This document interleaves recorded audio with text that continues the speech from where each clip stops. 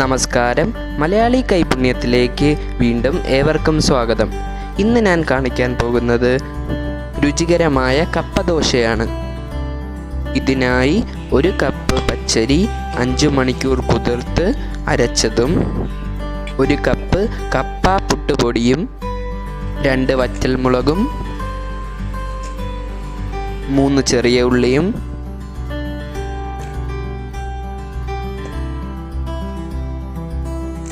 ജീരകവും,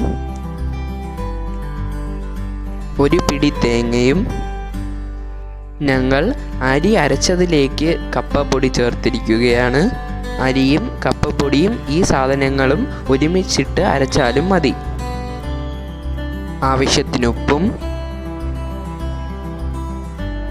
ചെറിയ 1 കഷ്ണം കായവുമിട്ട്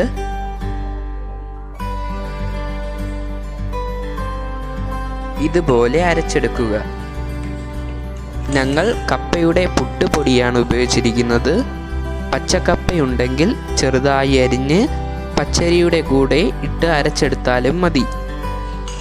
ഇല്ലെങ്കിൽ അരിപ്പൊടിയും കപ്പപ്പൊടിയും ഈ കൂട്ടും ചേർത്ത് അരച്ചെടുത്താൽ മതിയാകും. ഈ കൂട്ട് എല്ലാം കൂടി ചേർത്താൽ ഉടൻ തന്നെ ദോശ ചുടാവുന്നതാണ്.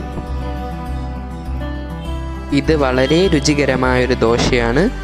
എല്ലാവർക്കും വളരെയധികം ഇഷ്ടപ്പെടുന്നൊരു രുചിയാണ്. നിങ്ങളെല്ലാവരും ഇത് ട്രൈ ചെയ്ത് നോക്കണം.